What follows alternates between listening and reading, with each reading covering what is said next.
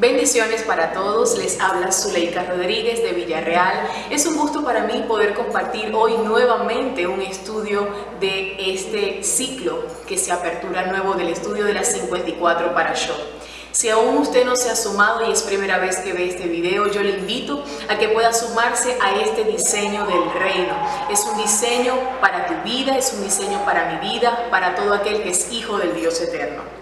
Hoy estoy sumamente feliz y sumamente agradecida con el Padre por el privilegio que me permite, porque es nuestro estudio número 1. Hoy empezamos este nuevo ciclo y hoy vamos a estar hablando un poco sobre esta parashá que se titula Bereshit. Estaremos estudiando en el libro de Génesis desde el capítulo número 1 hasta el capítulo número 5, todos los capítulos completos, y estaremos estudiando 8 versículos del capítulo número 6. A nombre de las escuelas del Reino Eder y de la comunidad familiar Altares de Adoración, queremos que esta enseñanza sea de bendición para su vida. Arrancamos esta enseñanza hablando un poco, poniendo un poco en contexto, poniendo un poco ese basamento de lo que será este recorrido o esta enseñanza. Pero, como nos enfocaremos en puntos específicos, queremos hablar en un aspecto general de lo que comprende este estudio de esta parashá número 1. Así que hablaremos un poco de los episodios de la misma. En el capítulo número 1 vamos a estar estudiando todos y cada uno de los días de la creación. Vamos a estar estudiando cada día, que representa proféticamente cada día, todo lo que hizo nuestro Señor. Vamos a estar viendo basamentos escriturales al respecto de la creación de nuestro Padre. Luego, esta parashá comprende el capítulo número 2, en el cual hablaremos acerca del séptimo día o del Shabbat. ¿Será el Shabbat solamente para el pueblo judío, o es un diseño o es un establecimiento que nos dejó nuestro Padre para nuestras vidas hoy? Haremos varias preguntas al respecto de lo que tiene que ver o de lo que es el Shabbat, de lo que representa. También estaremos hablando acerca de Adán y Eva en el jardín del Edén. Tiene que ver también esta parashá, vamos a estar tocando los ríos del Edén, la prohibición de comer del árbol, cuál fue la dirección que el Padre le dio a Adán como cabeza, como hombre, y por qué también no fue cumplida esa asignación que el Señor le había colocado. Luego también se toca en este estudio de esta parashá la explicación de la creación de la mujer, todo lo que implicaba esto. Y pasamos al capítulo número 3, en el cual se menciona, por ejemplo, la tentación del pecado, el pecado de Adán y de Eva, porque ellos no cumplieron la asignación que el Señor les había entregado, la represión a Adán y a Eva, la maldición a la serpiente, el castigo a la mujer y la expulsión del huerto del Edén. Acá, en esta porción o en esta parte, en este capítulo, es sumamente importante resaltar aspectos como la obediencia, como la sujeción, todo lo que se perdió por causa de desobedecer y por causa de oír la voz del enemigo. Hay muchas corrientes que nos hablan respecto a esto y nos faltaría tiempo para poder enseñar, para poder brindar todas estas herramientas. Luego pasamos al capítulo número 4, en el cual estaremos hablando de Caín y Abel. Vemos cuando Caín mata a Abel, es uno de los episodios. Luego vemos el arrepentimiento o cuando Caín se arrepiente. Vemos la descendencia de Caín. Luego vemos cómo Adán engendra a Set luego de la muerte de su hijo Abel. Y pasamos al capítulo número 5. Quizás nota que voy un poco rápido, puesto que el enfoque lo vamos a hacer en un punto específico, pero es necesario poder poner todo en contexto de lo que se estudia en esta parashá número 1. El capítulo número 5, allí estaremos hablando acerca de los descendientes de Adán, de la rectitud de Enoc, vemos el nacimiento de Noé y por último finalizamos con los versos del 1 al 8 del capítulo número 6 y los pecados de los seres humanos. Si me pudieron acompañar, es un largo recorrido, así que hoy el énfasis será en aspectos que vamos a estar desarrollando a continuación. Y empezamos en el día 1 de la creación, del verso número 1 o el verso número 1. Y dice, así como usted puede observar aquí en la lámina, Bereshit barat Elohim het hashamayim vaet haaretz. En el principio creó Dios los cielos y la tierra. Vamos a desglosar el significado, ese significado profético de cada una de estas palabras. Recordemos que en el idioma hebreo no es como el idioma de nosotros en español, que de pronto las palabras no tienen una mayor connotación o no tienen una mayor relevancia. Cada palabra en el idioma hebreo tiene una esencia, tiene un significado y tiene una razón de ser, la razón que nos dejó nuestro Padre Eterno para direccionarnos. Pero yo quisiera antes compartir, antes de comenzar a desglosar esta frase o este primer versículo, mejor dicho, quisiera compartir con ustedes y que me acompañen en el libro de Romanos, capítulo número 1, verso 20. Y dice así: porque desde la creación del mundo, las cualidades invisibles de Dios, es decir, su eterno poder y su naturaleza divina, se perciben claramente a través de lo que Él creó, de modo que nadie tiene excusa. Amado pueblo de Dios, cuando yo leía este versículo en este libro de la Escritura, yo me sorprendía y al mismo tiempo mi corazón se llenaba de gozo, porque tenemos un Padre tan misericordioso, tenemos un Dios tan maravilloso, que dejó plasmada su esencia, lo que Él era en esa creación tan hermosa que nos brindó. ¿Y por qué quiero iniciar con este pasaje de la Escritura? Porque es necesario tenerlo en cuenta para comenzar a ver la creación y comenzar desde el principio. Porque el diseño del Padre, la voluntad, todo lo que el Señor quería hacer desde el principio era esa, su voluntad manifestada al hombre, pero para que perdurara, no para que el hombre lo perdiera. Todos esos beneficios que nosotros vemos, todas esas cosas magníficas que nosotros vemos en la Escritura, en el libro de Génesis con la creación, toda esa provisión, cómo Dios era el sustento, cómo Dios hablaba con el hombre sin ningún problema, cómo el hombre no tenía que necesitar o no necesitaba un intermediario para que se pusiera delante de él y poderse presentar a Dios. El hombre no lo necesitaba. Era una creación maravillosa, era un diseño muy importante y era un diseño que Dios lo diseñó o lo creó, valga la redundancia, para nosotros, para la humanidad. Pero por causa de la desobediencia fue perdido. Entonces el Señor hoy nos dice, si quieren conocerme, si quieren saber más de mí, si quieren conocer más de mi esencia, necesitamos volver al principio, necesitamos conocer de su creación, porque en Él está la esencia, o es allí donde encontramos la esencia de nuestro Padre. Es maravilloso, eso me llena de mucho regocijo, me llena de mucha bendición de parte de Dios, porque no tenemos excusa para decir que no le conocemos. Él nos dice, vayan a mi creación, vean a mi creación. Repitamos este versículo, porque desde la creación del mundo, las cualidades invisibles de Dios, es decir, su eterno poder y su naturaleza divina, se perciben claramente a través de lo que Él creó. Y coloqué aquí un aspecto que dice, necesitamos ver la creación para entender todo sobre nuestro Dios. Él es maravilloso y en su creación nos dejó plasmada su esencia.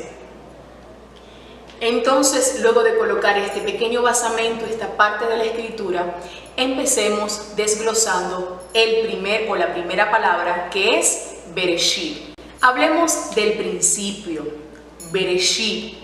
Allí usted puede observar en la Escritura hebrea la palabra Bereshit.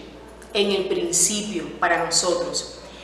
Y el principio o en el principio tiene que ver con varios aspectos. Allí usted puede observar en la lámina que tiene que ver con primero, en lugar, en tiempo, en orden o rango. Principio, comienzo, tiene que ver con nuevo, tiene que ver con principal, es decir, Reshit. representa un punto de partida o el inicio de un periodo determinado. Ahora vemos la palabra bara, que tiene que ver con o es creó. También puede observar allí en la escritura hebrea cómo podemos encontrar o cómo se escribe, mejor dicho, esta palabra. Creó o bara tiene que ver con crear, hacer. El verbo bara expresa una creación de la nada.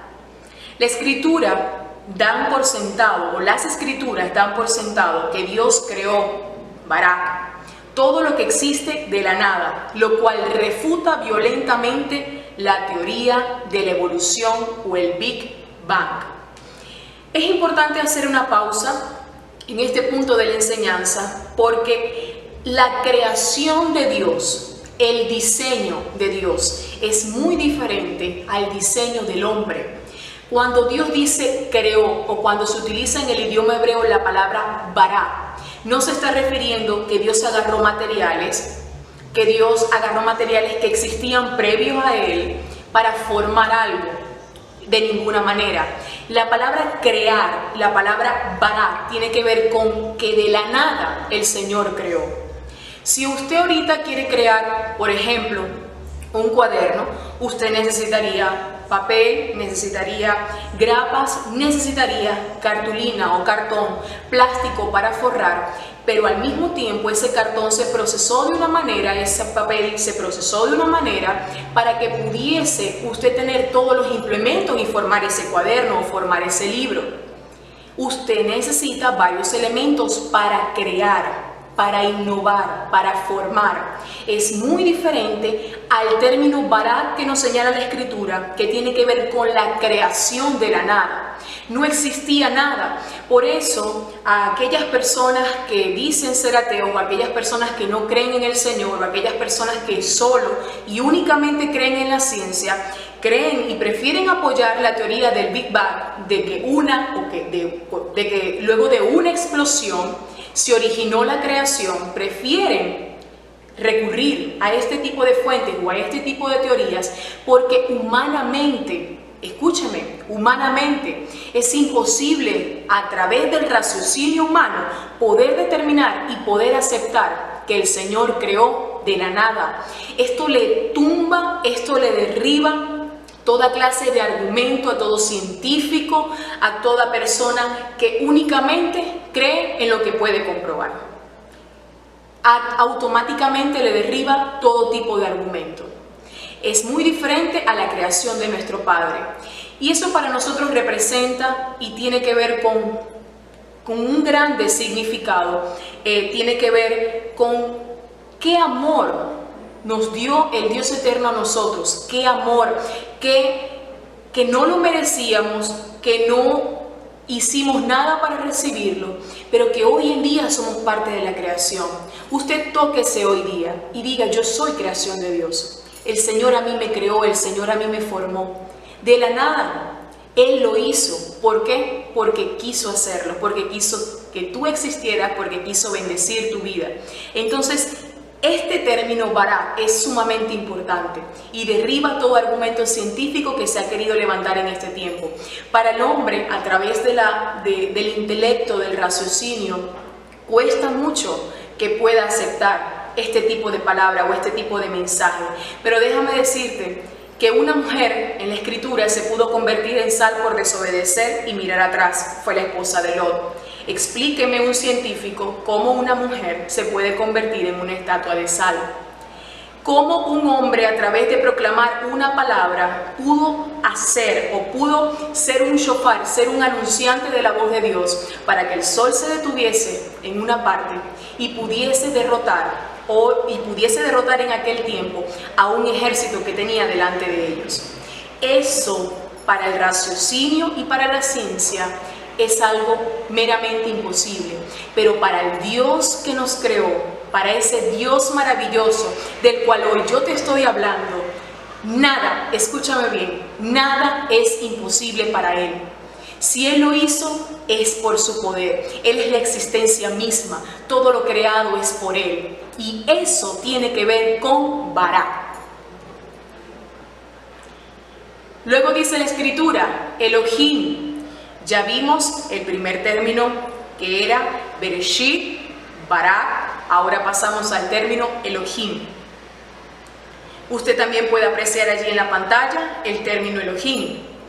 El pensamiento dentro del cual se deriva este nombre lo observamos en la escritura, lo observamos en la Torá.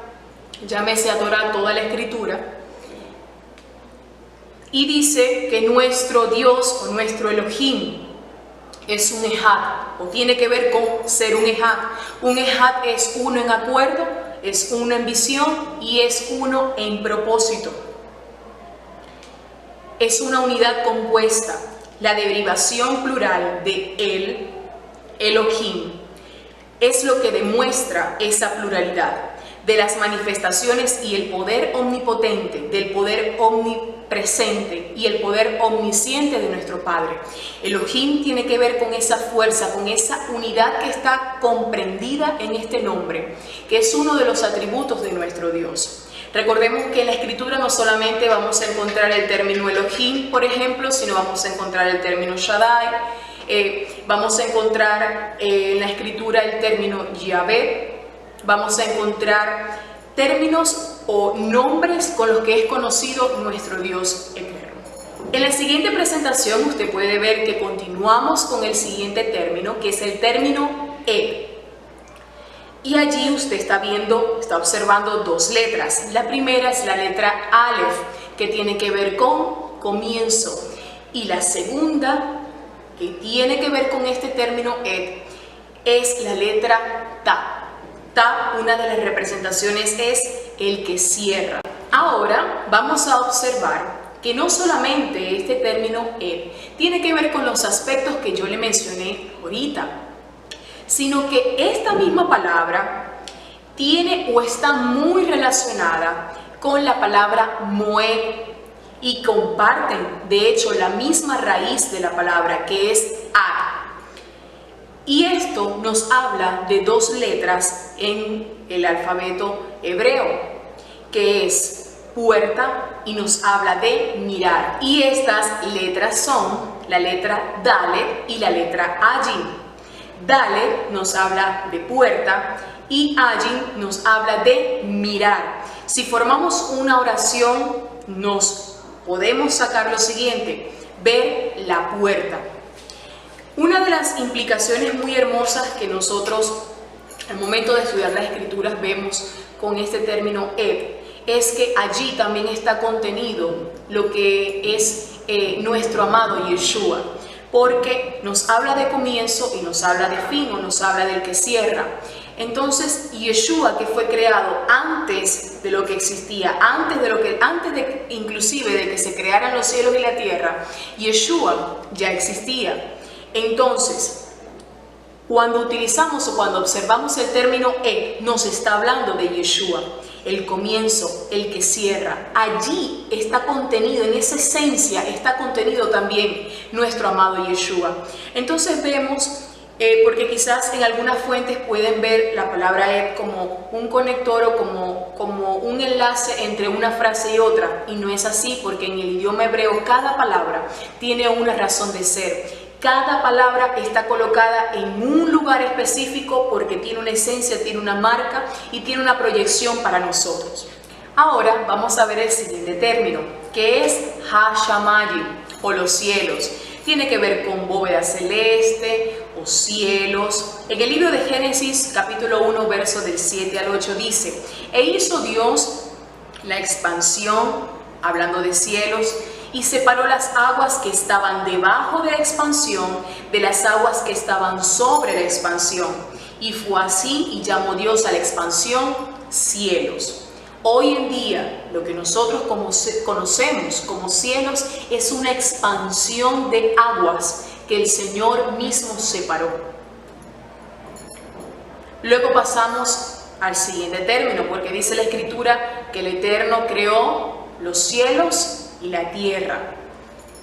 Y ahora hablamos de la tierra, o Ha-Eretz. Tierra, coloqué allí entre paréntesis todo el mundo, tiene que ver con tierra firme, con suelo, con subsuelo. En el libro de Job, capítulo número 38, verso 5 dice: seguramente sabes quién estableció sus dimensiones y quién tendió sobre ellas las cintas de medir, sobre qué están puestos sus cimientos. Vemos al Padre Eterno hablándole a Job y diciéndole en aquel momento que él acaso sabía quién había tomado las dimensiones de la tierra, quién había creado todo lo que existía. Obviamente Job le iba a contestar al Padre que no, él no estaba en ese lugar, él no estaba presenciando lo que el Señor estaba haciendo. Pero vemos acá la esencia de nuestro Padre, vemos acá el diseño de nuestro Padre cuando nos dice cómo Él establecía las dimensiones, cómo Él colocaba cada cosa, cada parte de la creación donde debía estar. Porque nuestro Dios no es un Dios de desorden, nuestro Dios es un Dios de orden. Y cada aspecto de la creación estaba justo en el lugar, en el momento, en el tiempo donde debía estar. Era una unidad completa. Así hoy yo puedo puedo observar a la creación como una unidad, como un acuerdo, como un ejad, donde el Señor diseñó, donde el Señor colocó cada aspecto en un lugar específico para una función. Y en todo momento, escúchame bien, en todo momento fue bendecir al ser humano, porque todo giraba y todo fue creado. Todo lo que creó, dice la Escritura que luego creó al hombre, luego creó a la mujer. Pero ¿quiénes eran los que disfrutaban de esa creación? Adán y Eva. Eran los que disfrutaban de esa creación, porque fue para ellos, fue para el hombre. Luego pasamos al verso número 2, acabamos de terminar el verso número 1 del capítulo número 1 de Génesis. Ahora pasamos al versículo número 2. Dice: la tierra era un caos total, las tinieblas cubrían el abismo y el Espíritu de Dios iba y venía sobre las superficies de las aguas. Es importante mencionar en este punto o en esta parte de la enseñanza que la mayoría de las fuentes o la mayoría de las teorías que podemos encontrar al respecto a esto es que ocurre algo entre el verso número 1 y el verso número 2 del libro, capítulo 1 del libro de Génesis. Porque dice la Escritura que creó el Eterno los cielos y la tierra, que en el principio creó Dios los cielos y la tierra. Ahora bien, ¿es acaso nuestro Padre un creador de desorden? ¿Es acaso Dios un creador de vacío? ¿Tiene Dios acaso algo que ver con tinieblas? Son preguntas que nosotros nos tenemos que hacer. Entonces, en base a estos argumentos, muchas teorías, e incluyendo la que nosotros hoy sostenemos y la que hemos aprendido, nos afirman y nos muestran de que entre el verso 1 y en el verso 2 se originó la caída de Lucifer, la caída de Satanás o el diablo. Vemos que fue en este momento de la parte de la Escritura donde observamos la caída de Satanás. Y quiero que compartamos en el libro de Isaías capítulo 14, verso número 2. Dice: ¿cómo has caído del cielo, lucero de la mañana? Tú que sometías a las naciones, has caído por tierra. Decías en tu corazón: subiré hasta los cielos, levantaré mi trono por encima de las estrellas de Dios, gobernaré desde el extremo norte, en el monte de los dioses. Subiré a lo más alto de las nubes, seré semejante al Altísimo, pero has sido arrojado al sepulcro y lo más profundo de la fosa. Entonces nosotros creemos que fue en este periodo de tiempo cuando se origina la caída de Lucifer, porque creemos y confiamos que tenemos un Padre que no crea ni desorden, ni vacío, ni tinieblas. Vemos que se originó la caída y que por causa de la caída de Lucifer a la tierra estaba en estas condiciones. Imagínense lo que originó la rebeldía, imagínense lo que originó el deseo en el corazón pervertido de Satanás, que de tal manera la tierra que fue creada por Dios, que fue el Padre que le dio forma, Satanás produjo que se volviera en tinieblas, en vacío. Hablamos de oscuridad, hablamos de desorden. Todo esto lo originó la caída de Lucifer. Y ahora quiero compartir con ustedes un pequeño aporte y es parte del material de nuestras escuelas Ever y que lo vemos en la Escuela de Intercesión Profética. Y vamos a hablar de estos tres aspectos, de desorden, de vacío y de tinieblas. Desorden tiene que ver con tohu, en el idioma hebreo es tohu. Tohu tiene que ver con pervertir, sacar del camino, tiene que ver con pérdida de la capacidad de gobierno. Vemos la palabra vacío. En el idioma hebreo es babohu. Es eliminar total o parcialmente lo divino en algo o en alguien. Hablando de esencia, propósito, destino. También vacío tiene que ver con ausencia de diseño. Pregunto. Si nosotros ahora estamos conociendo el término babohu en el idioma hebreo, en el idioma que nosotros estudiamos por cuanto la escritura fue escrita en este idioma y por cuanto Yeshua habló este idioma y es parte de nuestra esencia. Si nosotros estudiamos el término babohu y podemos ver que una de las connotaciones es ausencia de diseño, preguntemos, si el término babohu, que es del idioma hebreo, si el término babohu, que una de las implicaciones me habla de ausencia de diseño, yo me puedo cuestionar y puedo decir, ¿habrá acaso nuestro Dios y Padre eterno diseñado, creado, formado de la nada, los cielos y la tierra, y le faltó diseño, tuvo ausencia de diseño? Entonces nos comprueba que ocurrió algo entre el verso 1 y el verso 2 del capítulo 1 de Génesis. Y culminamos con tinieblas, o en el idioma hebreo que significa José. En el concepto rabínico son como 1000 noches en una. Si juntamos 1000 noches, es una dimensión. Tiene que ver con error. Cuando hablamos del término José, son tinieblas tan densas, es una dimensión. Estamos hablando como 1000 noches en una, tan densa, tan pesadas que se pueden palpar. A eso se refiere con tinieblas.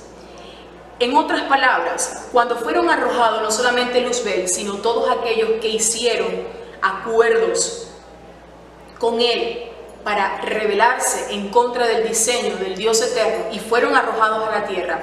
Imagínense la fuerza demoníaca, imagínense el poder y la fuerza demoníaca que estaba sobre la tierra, que hablamos de tinieblas y es como si pudiésemos tocar la oscuridad. ¿Usted puede tocar la oscuridad? No, no la puede sentir. Pero el término José nos habla de como 1000 noches en una y nos habla que es tan denso que sí puede ser palpado. De esa manera quedó la tierra cuando se produjo la caída de Satanás. En el capítulo número 1, verso 3 del libro de Génesis dice: y dijo Dios, exista la luz, y la luz llegó a existir. Dice la Escritura que Dios consideró que la luz era buena y la separó de las tinieblas. Vemos desde el principio el Señor haciendo Havdalah, haciendo separación entre la luz y las tinieblas. No tiene absolutamente nada que ver la luz y las tinieblas. Y luego dice que llegó la mañana y ese fue el primer día. Cuando buscamos en el diccionario, el término luz tiene que ver con radiación electromagnética que es capaz de causar un tipo de sensación visual. Vemos el día 2, el día 3 de la creación. Vemos en el día 2, por ejemplo, que el Señor dice que existe el firmamento en medio de las aguas y que las separa. Y así sucedió. Dios hizo el firmamento y separó las aguas que están abajo de las aguas que están arriba. Al firmamento Dios lo llamó cielos y vino la noche y llegó la mañana y ese fue el segundo día. Luego pasamos al tercer día cuando el Padre hace separación de las aguas y proclama y comienza a declarar que exista vegetación en la tierra. Dice la Escritura allí más adelante, vino la noche y llegó la mañana y ese fue el tercer día. Luego observamos el cuarto día de la creación y quiero leer desde el verso 14 al verso 19, que dice: y dijo Dios que haya luces en el firmamento que separen el día de la noche, que sirvan como señales de las estaciones, de los días y de los años, y que brillen en el firmamento para iluminar la tierra. Y sucedió así. Dios hizo los dos grandes astros, el astro mayor para gobernar el día y el menor para gobernar la noche. También hizo las estrellas. Dios colocó en el firmamento los astros para alumbrar la tierra. Los hizo para gobernar el día y la noche y para separar la luz de las tinieblas. Y Dios consideró que esto era bueno. Y vino la noche y llegó la mañana, y ese fue el cuarto día. Para complemento de esto, quise colocar en el libro de Salmos, capítulo número 19, verso 1, que dice que los cielos cuentan la gloria de Dios y el firmamento anuncia las obras de sus manos. ¿Por qué es importante y por qué es relevante estudiar este capítulo 19, verso 1, cuando nos habla de que los cielos cuentan la gloria de Dios y el firmamento anuncia las obras de sus manos? Porque fue un diseño que el Eterno nos dejó plasmado. Fue un diseño en el cual los cielos, en las constelaciones, el Dios Eterno nos dejó un diseño marcado. Y no están allí para que astrólogos pervertidos, para que gente corrompida, a través del zodíaco, a través de todas estas personas que leen cartas o que tienen que ver con esoterismo, no las dejó para ellos. El Señor las dejó para usted y para mí. Por ende, son parte de nosotros porque el Señor nos las dejó. Ahora bien, por el mal uso y por la perversión que se le ha dado, hoy en día mucho pueblo de Dios es escéptico, rechaza todo esto. ¿Por qué? Porque tenemos que derribar años y tenemos que derribar paradigmas que fueron implantados en nuestra mente con respecto a las constelaciones.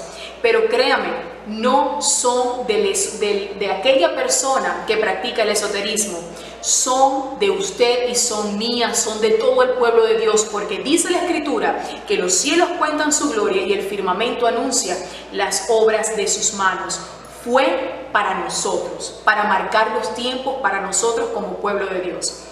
Luego vamos a observar el quinto día, cuando comienzan a ser creados los seres vivientes. Vemos el sexto día, cuando el Eterno crea al hombre. Dice la Escritura en el verso número 26. Entonces dijo Elohim, hagamos al hombre a nuestra imagen, conforme a nuestra semejanza, y ejerzan dominio sobre los peces del mar, sobre las aves de los cielos, sobre el ganado, sobre toda la tierra, y sobre todo reptil que repta sobre la tierra. Vemos la creación del ser humano. Acá podríamos profundizar, pero más adelante le estaremos explicando esto. Y luego entramos en el séptimo día. Acá sí quiero que me acompañen en esta lectura. Y dice, en el día séptimo, Elohim acabó su labor que había hecho. Y en el día séptimo cesó de toda labor y bendijo Elohim el día séptimo y lo santificó, porque en él cesó Elohim de toda su obra que había creado al actuar. Y nos encontramos con el Shabbat. Allí usted puede observar en su lámina, el Shabbat. ¿Fue solo para el Antiguo Testamento o es también el Shabbat hoy para nosotros? Y me quiero detener acá porque sé que hoy día hay mucha corriente y es uno de los aspectos donde más el pueblo de Dios está teniendo confrontaciones, porque hay grupos que dicen que el Shabbat no es para este tiempo. Hay grupos que dicen que el Shabbat fue cumplido en Yeshua y que por ende nosotros no tenemos que guardar Shabbat. Hay corrientes que dicen que el Shabbat es solo para el pueblo judío porque es parte de ellos. Hay corrientes que dicen que prefieren guardar el día domingo o congregarse el día domingo sabiendo, ojo, que se le está rindiendo culto al Dios Sol, porque eso significa el Dominus Dei, que no fue instituido absolutamente en ninguna parte de la Biblia, sino que hubo una mano perversa que cambió los tiempos y quitó el día santo apartado del Señor, que es el Shabbat, para idolatrar a esta deidad que era el Dios Sol. son palabras fuertes, pero necesitamos volver a las raíces, necesitamos volver al principio. Esta palabra no es para condenar, esta palabra es para que podamos entender que el Señor nos está llamando en este tiempo a poder deslastrarnos de todo lo pagano, de todo lo que nos servía. Todos nosotros hemos pasado por este proceso. No ha sido fácil, no fue fácil, pero en el Dios eterno encontramos las herramientas para hacerlo. Fue el Dios eterno quien nos introdujo en esto. Muchos hoy día nos han señalado de judaizantes, a nuestro apóstol, a nuestra profeta, a nuestro ministerio, por celebrar Shabbat, por creer que es el día del Señor. Pero pregunto, ¿habrán algunas personas cuestionando el día domingo, siendo que se le está rindiendo culto al Dios Sol? Solamente dejo esto allí y que el Espíritu de Dios le muestre, que el Espíritu de Dios le direccione, que sea el mismo Ruach HaKodesh, que sea el mismo Espíritu Santo de Dios, direccionándole y colocando en su corazón cuál es el diseño de nuestro Padre Eterno. Hice una pregunta, ¿fue solo para el Antiguo Testamento el Shabbat? De ninguna manera. El Shabbat se instituyó en la Escritura en el libro de Génesis porque dice la Biblia que el Señor lo guardó, lo santificó, le colocó nombre. Ningún día tuvo nombre, solo el día de Shabbat fue el día que el Señor le colocó un nombre, lo apartó, lo dedicó, lo instituyó para nosotros, para que fuese un deleite en Él, un deleite en su presencia. Y Yeshua celebraba el Shabbat, y eso lo vamos a ver más adelante. Coloqué esta pregunta: ¿sabía usted que Yeshua y sus discípulos celebraban Shabbat?